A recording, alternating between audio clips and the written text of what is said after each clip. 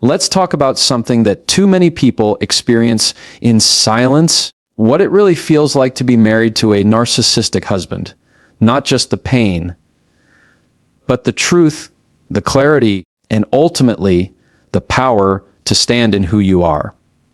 This isn't about blame.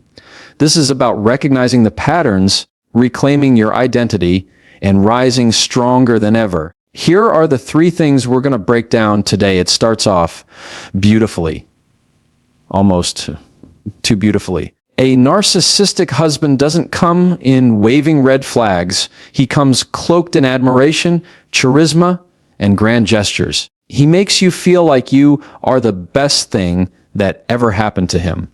He showers you with compliments, calls and texts constantly, seems deeply attentive, and gives the impression that you're finally with someone who truly gets you. That overwhelming charm isn't random. It's a calculated phase of control disguised as affection. Once he has your trust, the shift begins. It doesn't happen overnight. It's slow, almost invisible at first.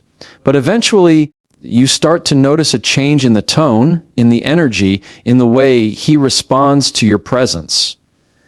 The compliments turn into criticisms, often disguised as jokes. The attention fades, replaced with silence or sharp glances that make you question yourself. One day, you're the love of his life. And the next day, he acts like you're in the way, like your emotions are an inconvenience to him. He doesn't control with rules. He controls with unpredictability. That's the key. You never quite know what you're walking into. You don't know if today's going to be a good day, where he's smiling, affectionate, and engaging, or if it's going to be a cold, distant day where you feel like a stranger in your own home. That inconsistency is intentional, because when you're unsure, you're off balance. When you're off balance, you're easier to manipulate. And when he's the only one who seems to know the rules, he holds all the power. This kind of control doesn't scream. It whispers. It shows up in the way you begin to filter your own words. You second guess yourself before speaking. You rehearse conversations in your head, anticipating how he might twist your words or dismiss your concerns.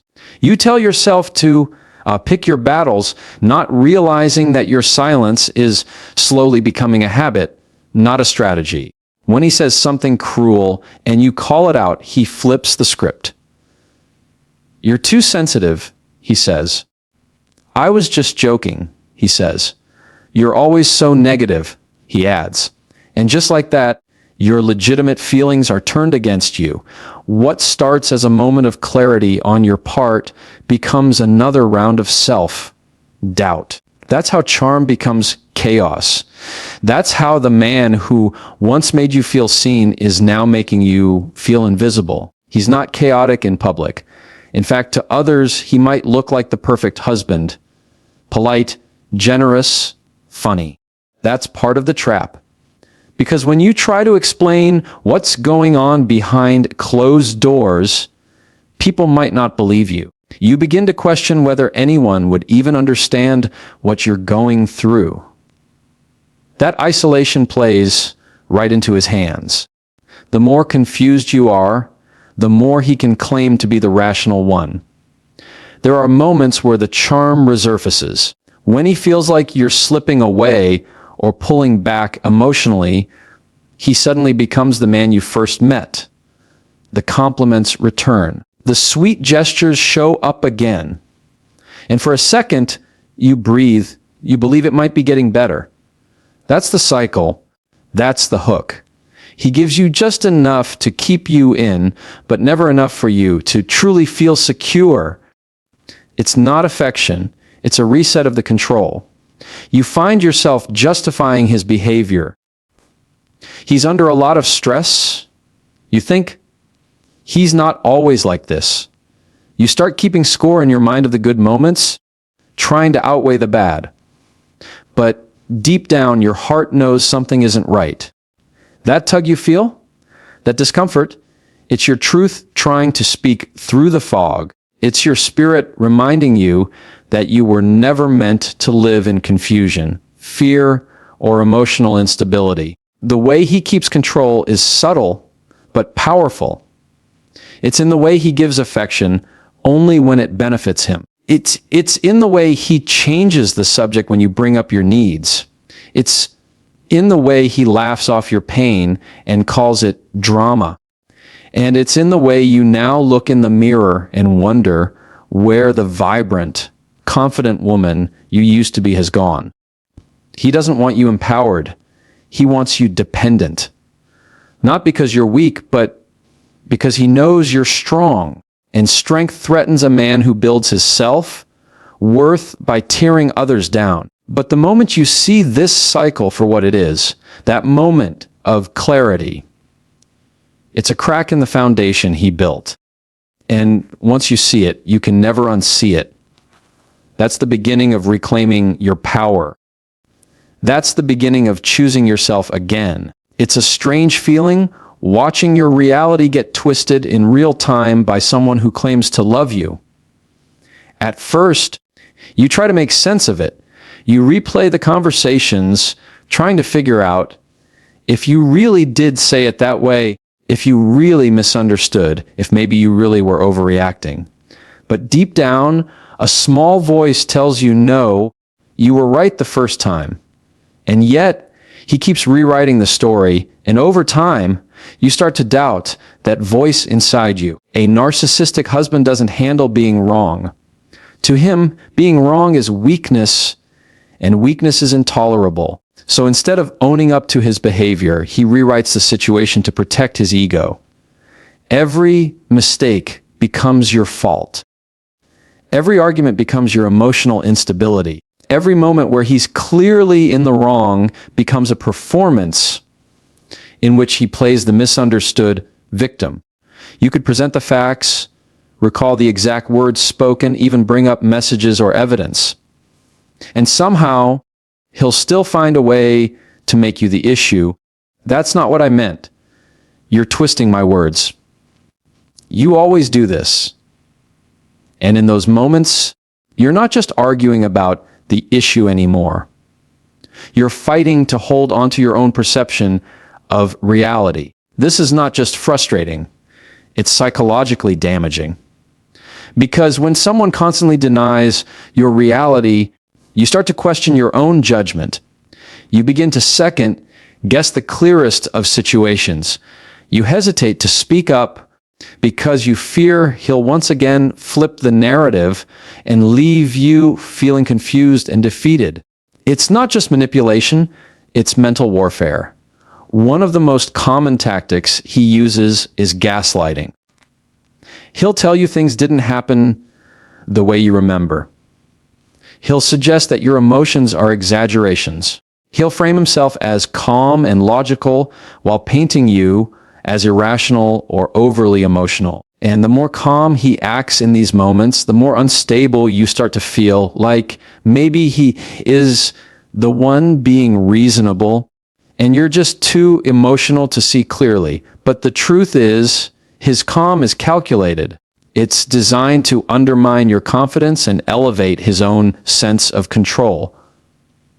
He may even bring up things from the past, distort them, and use them as evidence against you, repeating stories in ways that support his own narrative. The more he does this, the more you feel like you're losing track of what's true.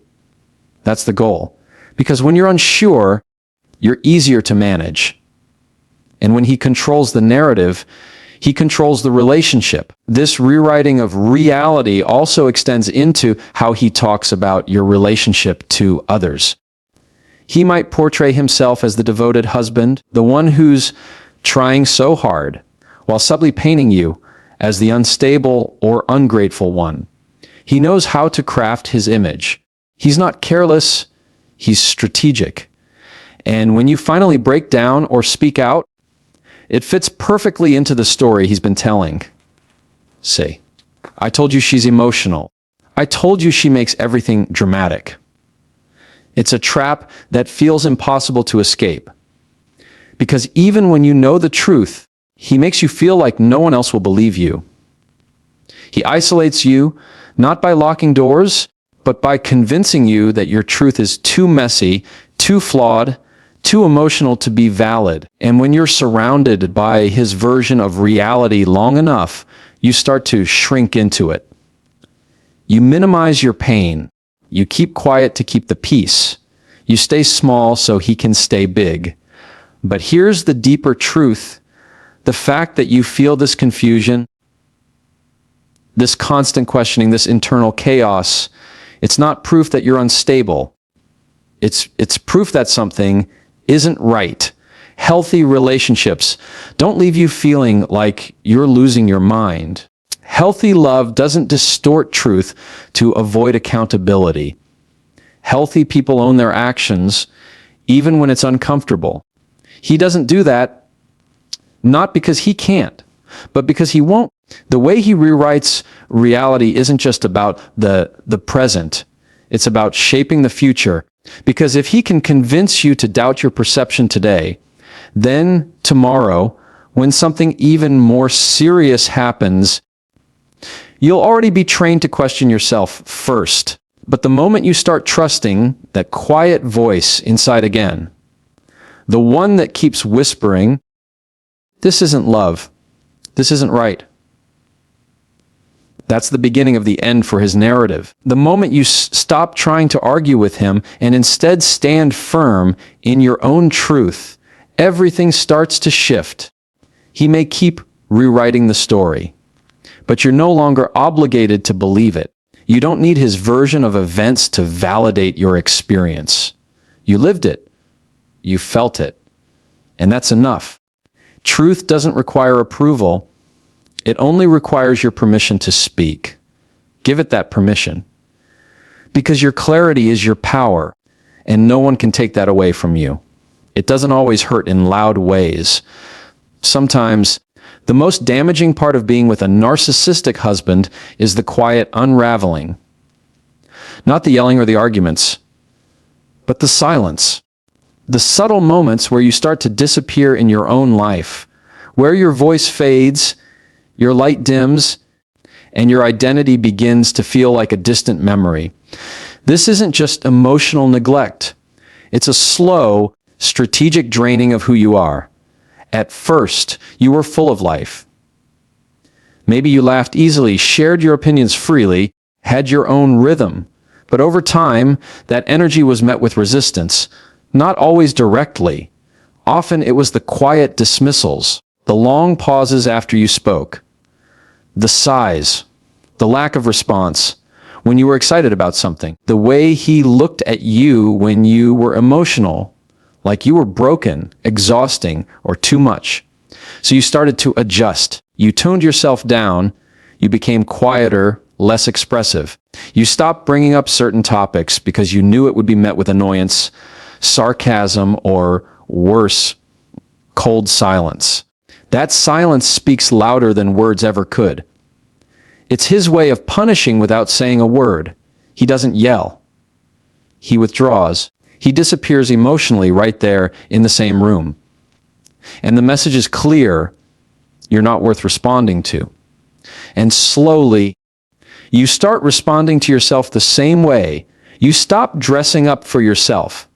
You stop sharing your thoughts. You stop pursuing the things that once made you feel alive. You convince yourself that this is just what marriage looks like. That maybe your expectations were too high. That maybe this is as good as it gets. And in that surrender, your identity begins to slip through the cracks. He doesn't stop you from being yourself directly. He just creates an atmosphere where your true self doesn't feel safe, where vulnerability feels dangerous, where joy feels unsupported, where confidence feels like a threat instead of something to be celebrated. And that constant suppression, that relentless silence, becomes your daily environment. He may even mock the things you care about, roll his eyes when you talk about your dreams, downplay your achievements, dismiss your stress. In those moments, you learn to stay quiet. Not because you don't have something to say, but because you've learned it doesn't matter. And that's how the erosion works, not in big, obvious blows, but in small, constant acts of emotional starvation. You find yourself doing everything to maintain peace. You try harder. You overcompensate. You give more. But no matter how much you pour in, it's never enough. Because a narcissistic husband doesn't want connection. He wants control. And the best way to control someone is to keep them emotionally weak, constantly doubting themselves, constantly needing validation that never comes. This is the kind of man who might compliment you in front of others, but criticize you behind closed doors. Who might say, "I love you," but refuse to show it in actions. Who might act like everything's fine while you're crumbling inside. And when you finally express how empty you feel, he turns it around on you. You're too needy. You're impossible to please.